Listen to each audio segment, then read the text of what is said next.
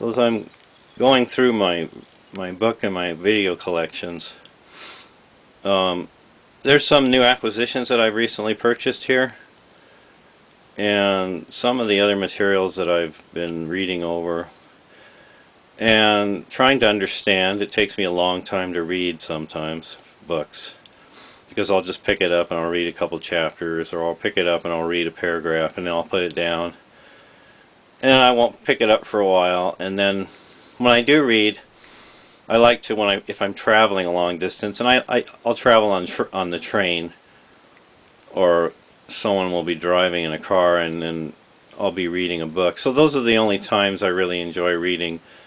There's too many other distractions in my work life and my personal life that keep me from reading a lot, so I don't have a lot of free time. As far as my ability to give my undivided attention to one book and completely read it from cover to cover and then understand everything through and through. I will pick up the book and I'll read a little bit of it and then get the gist of the ideas in the book. And the other times I'll have a video or a movie I've seen, and that movie has affected me. It's had an influence over me. So my thinking has changed because of the movie, giving me a different kind of viewpoint on the world, seeing things from a different point of view. I'm trying to draw a better understanding of myself and my own situation in the world, and where everything is going to, how I fit in as a person into the scheme of things. And you hear me on my other videos talking about, well, basically what he's talked about in his book a lot.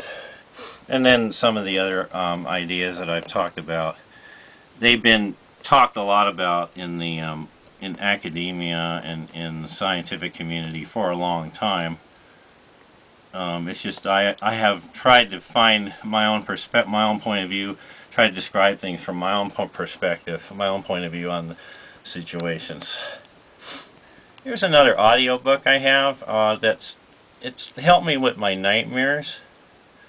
If you're somebody and you've had nightmares, you might want to listen to this book. I'll find it on audio, or find it at your library and try to listen to it. It's instructions about what to do if you're confronted with situations where you are in a situation where you're powerless over what circumstances are happening to you. So it's a great comforting story, or a great series of instructions given about how to deal with the really terrible, horrible, negative situations that are happening to you. And that's part of the trilogy of C.S. Lewis's Out of the Silent Planet and Perlandra and Hideous Strength. I don't have those other two, but this one I read. Interesting story. And of course there's The Matrix. Yeah, I wanted to get the full trilogy, so I got it all on one DVD or two DVDs. This is an interesting movie. It involves people that live underground in the future.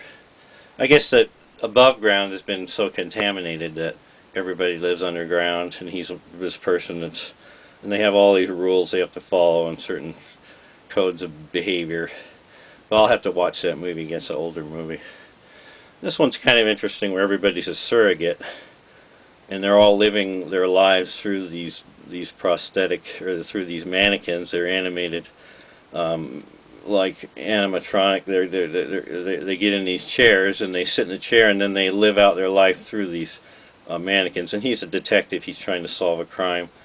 Because one of the surrogates, while he was a surrogate, got killed, and so they go find their bodies, and their bodies are just laying there in their chamber, and then this movie here it's been on for a few times. I've seen it, but I've never really seen it from beginning to end. I've caught it on TV, and now and then I see a part of it.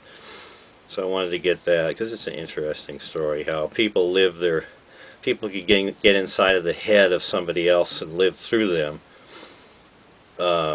Sort of like this, but not. But these three movies have something in common. I'm sure a lot of you out there have seen these three movies, so you know what I'm talking about. And then they do the same thing like they've done here, only they do that in Avatar.